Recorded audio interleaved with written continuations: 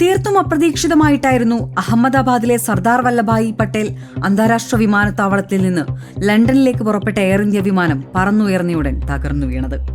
ലണ്ടനിലേക്കുള്ള air ഇന്ത്യയുടെ Boeing 787 dream liner വിമാനമാണ് തകർന്നു വീണത്. ടേക്ക് ഓഫ് ചെയ്ത് നിമിഷങ്ങൾക്കുള്ളിൽ തന്നെ അപകടം സംഭവിക്കുകയും ചെയ്തു. ഗുജറാത്ത് മുൻ മുഖ്യമന്ത്രിയായിരുന്ന വിജയ് രൂപാണിയും വിമാനത്തിലുണ്ടായിരുന്നു. 2016 മുതൽ 2021 വരെ ഗുജറാത്ത് മുഖ്യമന്ത്രിയായിരുന്നു വിജയ് രൂപാണി. ഇന്ത്യൻ ആണവശാസ്ത്രത്തിന്റെ പിതാവായി അറിയപ്പെടുന്ന ഹോമി ജെ ബാബ, സഞ്ജയ് ഗാന്ധി, മാധവ റാവു സിന്ധ്യ, YS രാജശേഖര റെഡ്ഡി തുടങ്ങി നിരവധി പ്രമുഖർ സമാനമായ രീതിയിൽ വിമാനാപകടങ്ങളിൽ കൊല്ലപ്പെട്ടിട്ടുണ്ട്. ഹോമി ജഹാംഗീർ ഭാഭ.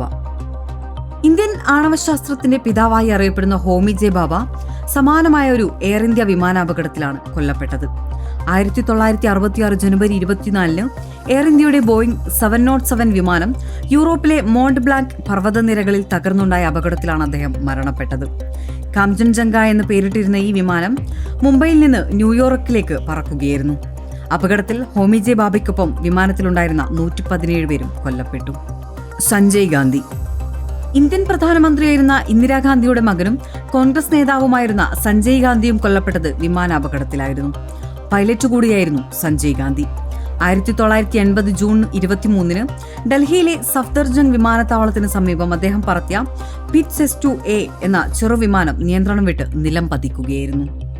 മാധവ റാവു സിന്ധ്യ. പ്രമുഖ കോൺഗ്രസ് നേതാവും മുൻ കേന്ദ്രമന്ത്രിയുമായിരുന്ന മാധവ റാവു സിന്ധ്യയും വിമാനാപകടത്തിലാണ് കൊല്ലപ്പെട്ടത്. 2001 സെപ്റ്റംബർ 30 ഉത്തർപ്രദേശിലെ മെയിൻപൂരിയിൽ ഒരു പൊതുപരിപാടിയിൽ പങ്കെടുക്കാൻ പോകുന്നതിനിടെ അദ്ദേഹം സഞ്ചരിച്ച സ്വകാര്യ വിമാനം തകരുകയായിരുന്നു. വിമാനത്തിൽ അദ്ദേഹത്തോടൊപ്പമുണ്ടായിരുന്ന മറ്റ് 7 യാത്രക്കാരും കൊല്ലപ്പെട്ടു. GMC ബാലയോഗി. ലോക്സഭാ സ്പീക്കറായിരുന്ന GMC ബാലയോഗി 2002 മാർച്ച് 3 ആന്ധ്രാപ്രദേശിൽ വെച്ചുണ്ടായ ഹെലികോപ്റ്റർ അപകടത്തിലാണ് കൊല്ലപ്പെട്ടത്. ആന്ധ്രാപ്രദേശിലെ കൃഷ്ണ ജില്ലയിലെ കൈഗലൂരിൽ ബെൽ 206 ഹെലികോപ്റ്ററായിരുന്നു അപകടത്തിൽപ്പെട്ടത്. അപകടത്തിൽ അദ്ദേഹത്തിനൊപ്പം സുരക്ഷാ ഉദ്യോഗസ്ഥൻ D Satyaraju, pilot captain GV Menon എന്നിവരും തൽക്ഷണം മരിച്ചു. സൗന്ദര്യ. പ്രമുഖ ചലച്ചിത്ര താരവും BJP നേതാവുമായിരുന്ന സൗന്ദര്യ കൊല്ലപ്പെട്ടതും വിമാനാപകടത്തിലായിരുന്നു.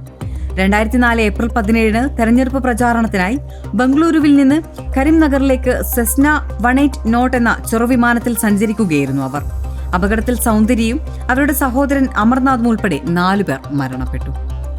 YS രാജശേഖര റെഡ്ഡി. ആന്ധ്രാപ്രദേശ് മുഖ്യമന്ത്രിയും കോൺഗ്രസ് നേതാവുമായിരുന്ന YSR രാജശേഖര റെഡ്ഡി ഹെലികോപ്റ്റർ അപകടത്തിലായിരുന്നു കൊല്ലപ്പെട്ടത്.